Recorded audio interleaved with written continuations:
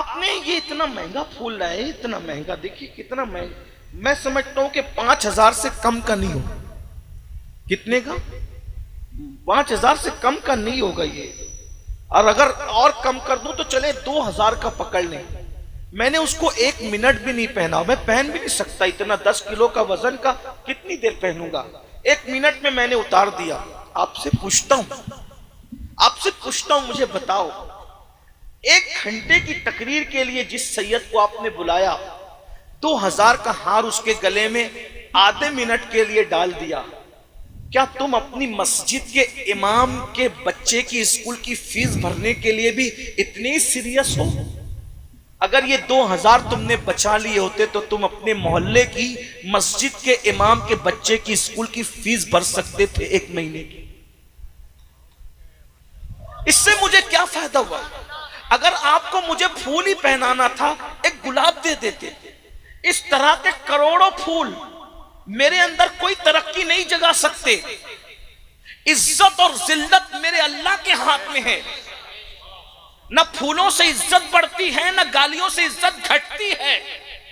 जो पिया को भाए अख्तर वो सुहाना राग है, जिससे ना खुश है पिया वो रागनी अच्छी नहीं। बेशक बेशक। उस इमाम बुखारी का बुखारा भी मुखालिफ था, समरकंद भी मुखालिफ था। बुखारा जाते थे तो वो बाइकाट करते थे, समरकंद जाते थे वो बाइकाट करते थे। तुम्हें पता है जिसकी खत्म बुखारी के नाम पर तुम हर साल जलसा करते हो, वो बुखारी समरकंद जाते थे तो वहां बाइकाट, बुखारा जाते थे, पूरा जमाना बाइकाट हो गया। इमाम बुखारी समरकंद और बुखारा के दरमियान अकेले खड़े थे, अकेले। अल्लाह। जमाना मुखालिफ था मगर अल्लाह राजी था। बेश बेश। तवज्जो करना, जमाना मुखालिफ था, अल्लाह राजी था। इसलिए बुखारी ने कहा, ए अल्लाह, ना बुखारा वाले अपनाते ना समरकंद वाले अपनाते, इतनी बड़ी जगह मेरे लिए तंग हो गई, मुझे उठा ले। तो इमाम बुखारी का तन्हाई में इंतकाल हुआ, तन्हाई। अल्लाह, तन्हाई में, लेकिन अल्लाह राजी था। अल्लाह को राजी किया, पब्लिक की तरफ तवज्जो नहीं की। तो क्या नतीजा क्या निकला? इमाम बुखारी को दफन कर दिया। बारिश रोक ली, अल्लाह ने रोक ली। अब बारिश नहीं होती, इस्तिस्का पे इस्तिस्का, इस्तिस्का पे इस्तिस्का पड़े, बारिश नहीं होती। एक मजजूब ने कहा, जब तक बुखारी के वसीले से उसके मजार पे जाके दुआ नहीं करोगे, बारान रहमत का नुज़ूल नहीं होगा। अल्लाह। बेश बेश। मुखालिफत और बाइकाट करने वाले और फतवा लगाने वालों को अल्लाह ने मजबूर किया बुखारी की कब्र पर आने पे, और सब आए और वहां आकर के दुआ की। तब लोगों को पता चला जिसको हम क्या क्या समझ रहे थे वो तो अल्लाह की बारगाह में मकबूल था। ये फूल मकबूल नहीं बनाते, ये कपड़े मकबूल नहीं बनाते, ये अमामे के पेच मकबूल नहीं बनाते। अत्तक़वा हाँ होना, दिल का तकवा अल्लाह की बारगाह में मकबूल। बेशक बेशक। हम सबकी परवाह करें। तो मेरी गुजारिश है, शादियों के खर्चे पे कंट्रोल करो, जलसों के खर्चे पे कंट्रोल करो, अपने खर्चे पे वरना अल्लाह क़यामत के दिन पूछेगा। अल्लाह क़यामत के दिन पूछेगा, मेरी बंदियां मुर्तद हो रही थी और तू सिगरेट और हुक्के में पैसे खर्च कर रहा था। मेरी बंदियां मेरा दीन हम छोड़ करके गुर्बत की वजह से जा रही थी और तुम लोग 5-5 हजार के फूल आधे आधे मिनट के लिए पहन के मजहबी अय्याशियां कर रहे थे। अल्लाह। आपको जिसको पिनाना है पिनाओ, तुम जानो वो जानो, मुझे नहीं पिना, मेरे लिए नहीं करना। और अगर करना चाहते हो तो ये 2-2, 3-3 हजार अपने मोहल्ले के इमाम के हाथ में रखो, तो तुम्हारे भी साले सवाब के लिए, मेरे भी साले सवाब। किसी गरीब की झोली में डालो, अपने पैसों की कद्र करो, पैसे बचाओ। किसी भाई ने भी लाया था, किसी ने, वो मोमिन तो था, मुसलमान तो था, उसकी रकम किसी गरीब, क्या आपके क्या नाम है गांव का आपका? क्या इचौली में आज कोई ऐसा बंदा नहीं था जो भूखा सोया हो? मुसलमान हो या हिंदू हो या सिख हो या ईसाई हो, कोई हो यार, क्या इचौली में कोई गुर्बत की वजह से भूखा नहीं सोया होगा? तो कोई अल्लाह का एक बंदा इचौली में भूखा सोता है और उसी इचौली के अंदर में 5,000 का फूल आधे आधे मिनट के लिए पहनता हूं, तो अल्लाह मुझसे नहीं पूछेगा? हम तो सूफिया के गुलाम है मेरे भाई। जब लंगर सब खा लेते थे और महबूब इलाही के सामने आखिरी में खाना आता था तो महबूब इलाही खाना देखते थे और खादिम का चेहरा देखते थे और कहते थे मैं कैसे खा लूं, हो सकता है कि जमुना के किनारे कोई खारिश ज़दा कुत्ता भूखा पड़ा होगा। अल्लाह क़यामत के दिन पूछेगा मोहम्मद अहमद और निजामुद्दीन, एक कुत्ता भूखा था और तू पेट भर के खा रहा था, तो मैं अल्लाह को क्या जवाब दूं? ये दीन है। तुमने दीन नहीं सीखा। सिगरेट पीने वालों, अपनी दौलत को अपने हाथों से आग लगाने वालों, नशा करने वालों, अपनी जवानियों को अपने हाथों से आग लगाने वालों, खुदा के लिए रहम कर लो, अपने आप पे रहम कर लो। जो आखिरी बात कहने चला था वो ये, वो वाक्य याद है, नशा करोगे पछताओगे, और ऐसा पछताओगे कि वो पछताना काम नहीं आएगा। किताबों में लिखा है, किताबों में लिखा है, दर्द दिल के साथ सुन ले मेरे वो नौजवान जो नशे की तरफ जा। हमारे मजहब ने तो नशे वालों के साथ बैठने से ही मना किया, बल्कि पता चल जाए कि कोई नशा करता है उसको समझाओ, नहीं मानता है ना, उसको अपनी महफिल में जगह भी मत दो।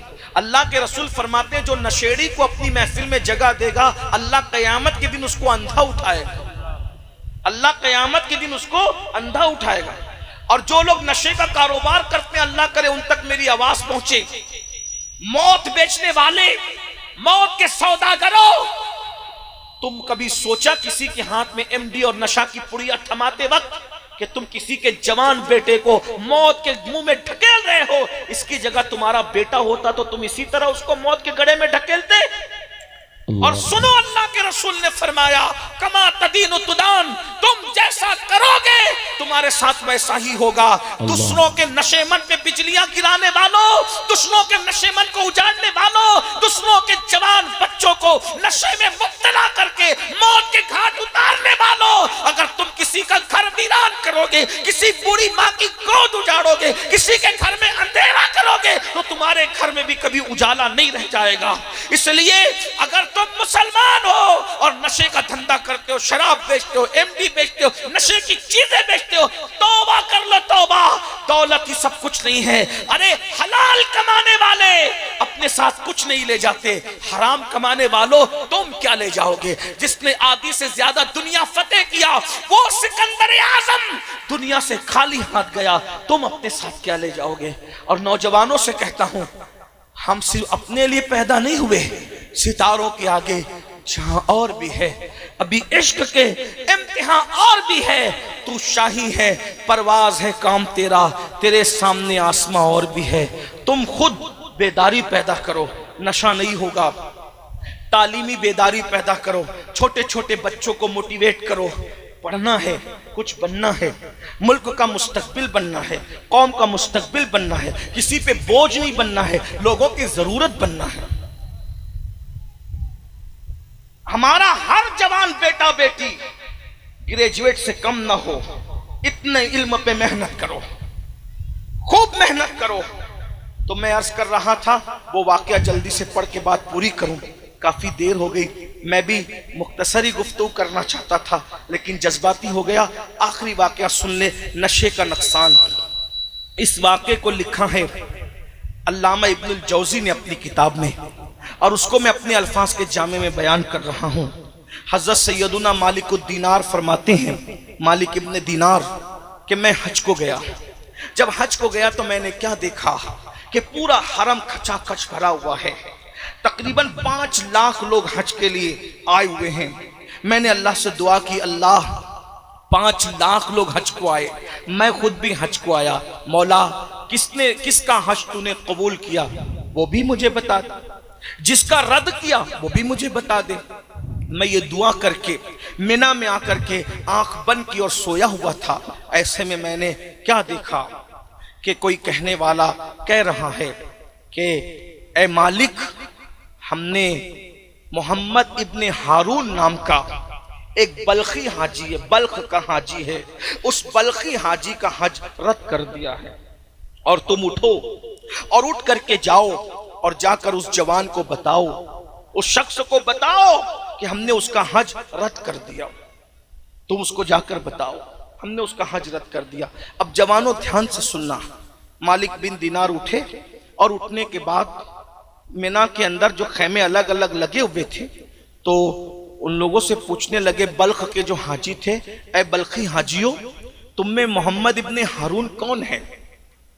तो उस वक़्त बल्ख के हाजियों ने कहा, आप कौन है और आप मोहम्मद इब्ने हारून को कैसे जानते हैं?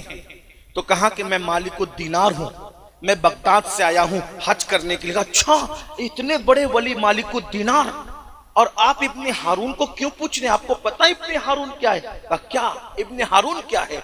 कहा हमारे पूरे बल्ख में सबसे बड़ा मुत्तकी और परहेजगार और पारसा इंसान को इब्ने हारून कहते हैं। अच्छा, अब दिल में सोचने लगे, या अल्लाह, तू कहता है रद्द कर दिया, तू कहता है इब्ने हारून का हज रद्द कर दिया, और ये पब्लिक कह रही है कि उससे बड़ा मुत्तकी पूरे बल्ख में कोई नहीं।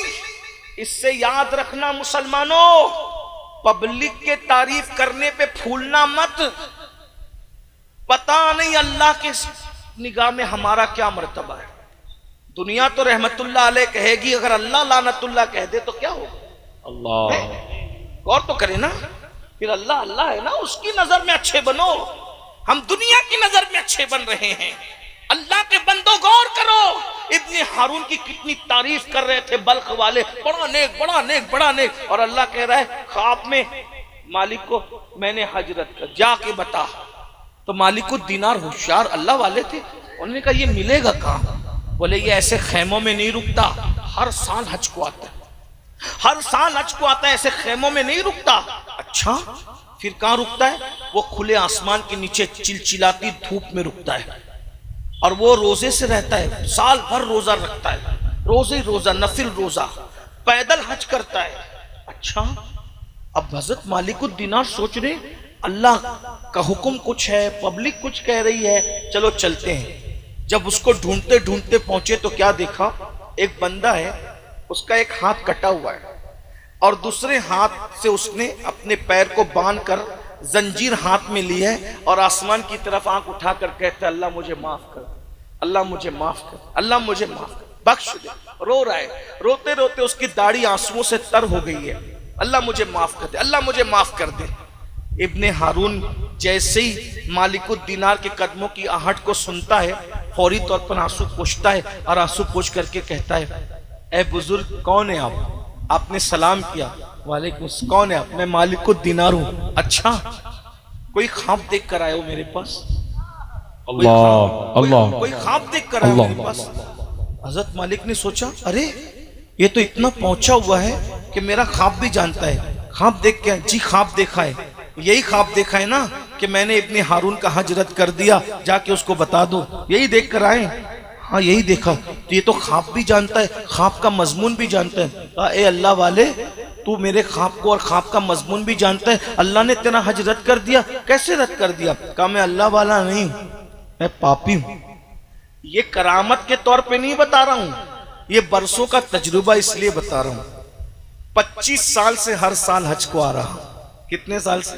25 साल से हर साल हज को आ रहा हूं, और हर साल कोई ना कोई वली को ख्वाब दिखता है और अल्लाह का हुक्म होता है कि जाओ और इब्ने हारून को कह दो कि मैंने उसका हज रद्द कर दिया।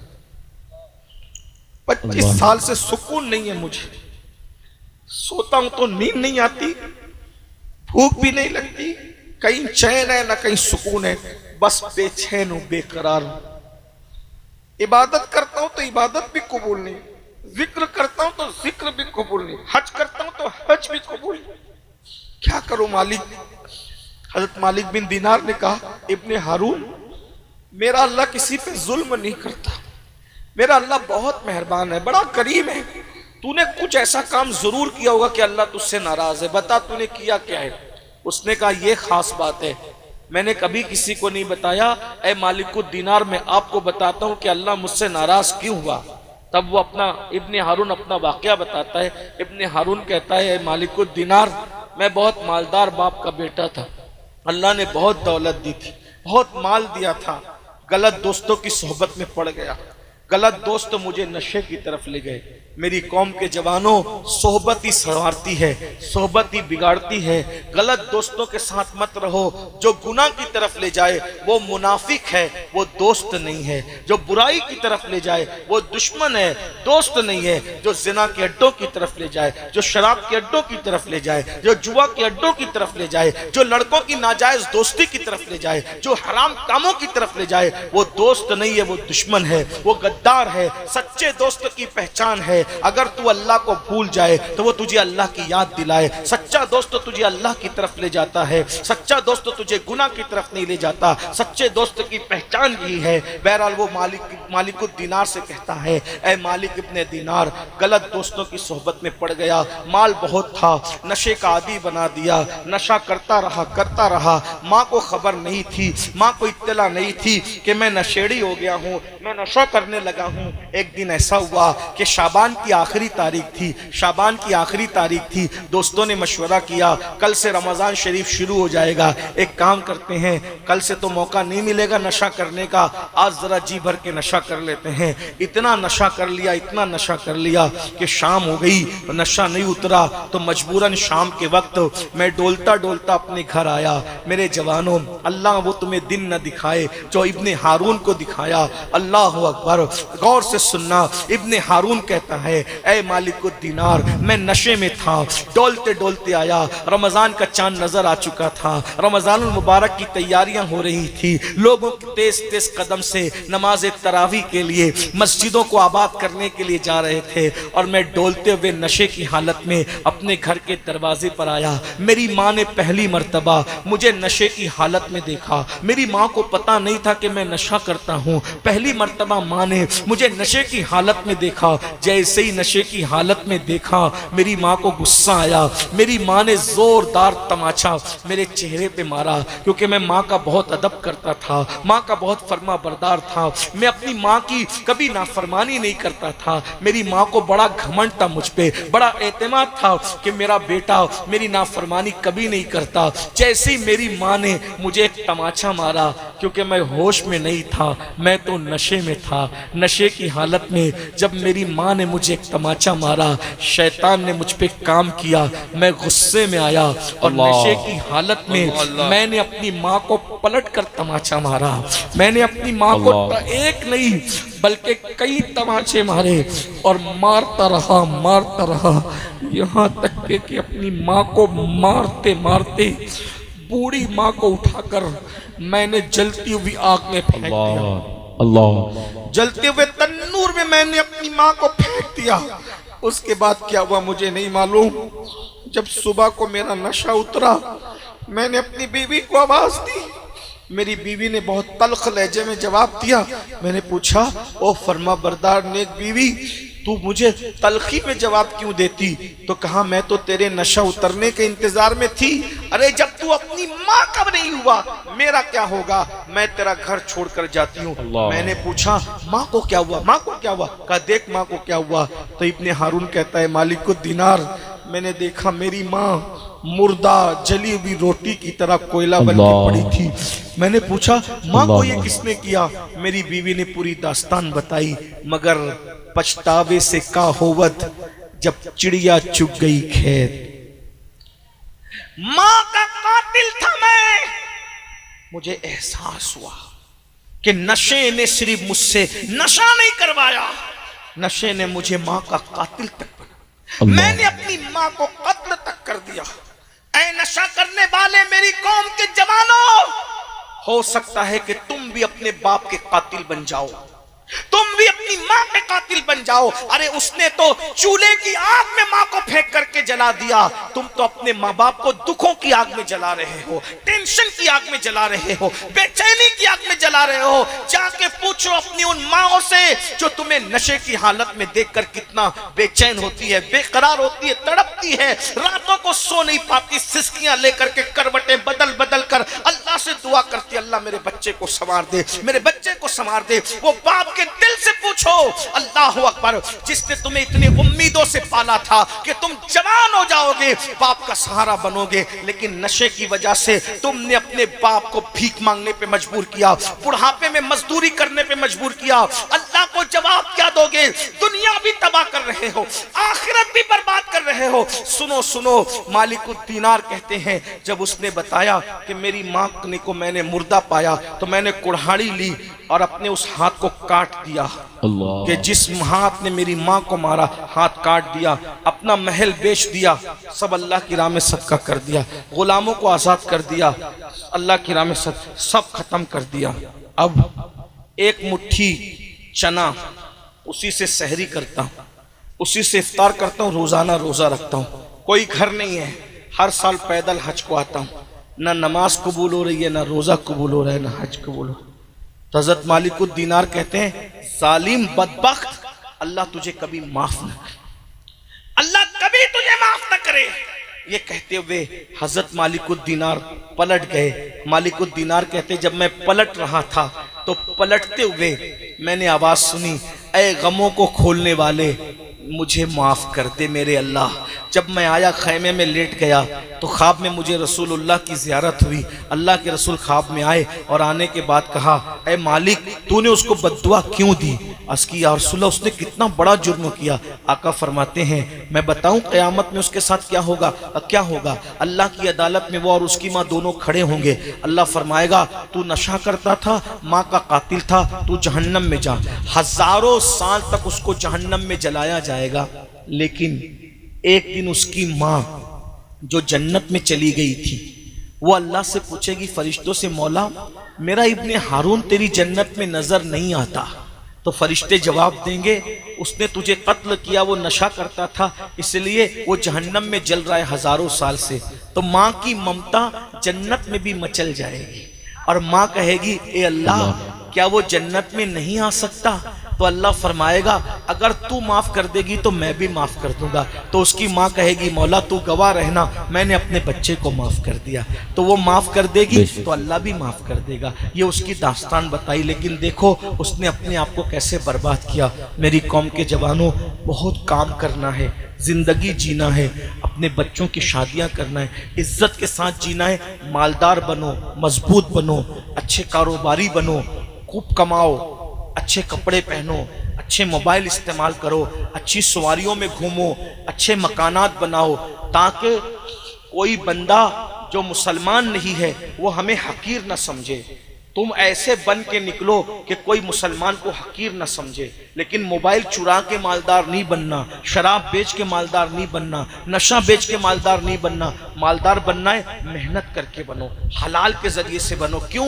क्योंकि हराम ज्यादा आता है उसमें बरकत नहीं होती, हलाल कम आता है उसमें बरकत होती है। सूअर साल भर में 12-15 पैदा होते हैं, लेकिन सूअरों का कहीं रेवड़ नहीं होता। हर दरवाजे पे सूअर बंधा हुआ नजर नहीं आता। बकरियां 2 या 3 पैदा होती है, लेकिन जंगल भर भर के रेवड़ भी नजर आते हैं और हर दरवाजे पे बकरियां खड़ी भी नजर आती है। अल्लाह बता रहा है बकरी हलाल है, हमने बरकत रखी है, सूअर हराम है, हमने बरकत नहीं रखी। हलाल कारोबार करो, मेहनत करो, तरक्की करो, और सिर्फ कमाकर अपने ऊपर खर्च मत करो, बल्कि कमाकर जो दूसरे कमजोर मुसलमान है उनका भी मदद करो, उनकी भी इमदाद करो, एक दूसरे की मदद करो। क्योंकि मेरे आका फरमाते हैं अल्लाह उस वक्त तक तुम्हारी मदद करता रहेगा जब तक तुम अपने मोमिन भाई की मदद करते रहोगे। आइए कुछ कीजिए एक अज़्म के साथ, आइए जलसा एक रस्मी जलसा ना हो, आज कुछ करके उठिए, कुछ अज़्म करके उठिए कि हमें नशा छोड़ना है। पहली बात, आइए मेरे साथ पंजतन के नाम पे कौन कौन वादा करता है। अब आपका इम्तिहान है, अल्लाह के लिए वादा, मुझे दिखाने के लिए नहीं, पब्लिक को दिखाने के लिए। कौन कौन वादा करता है आज से 5 वक्त नमाज पढ़ेंगे?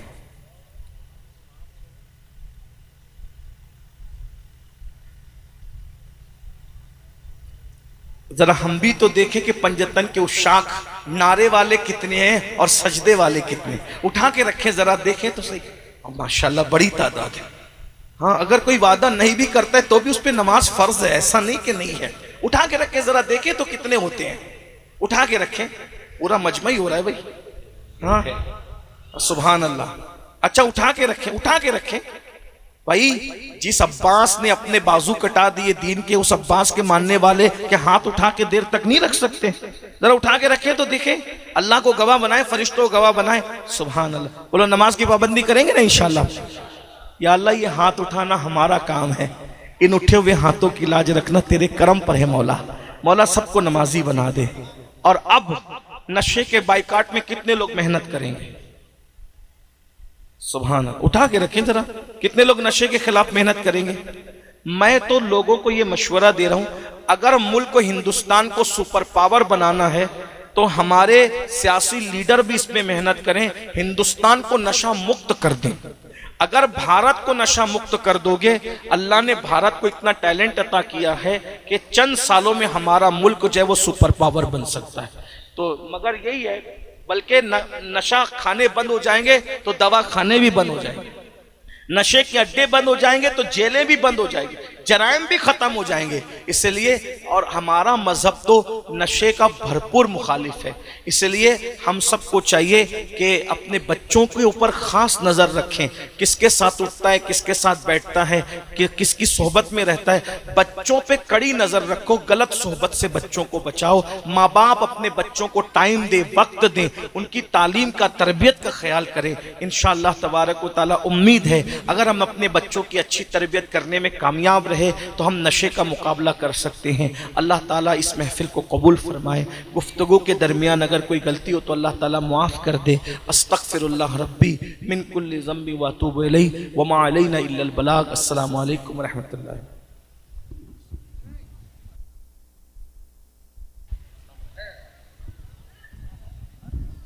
मुस्तफा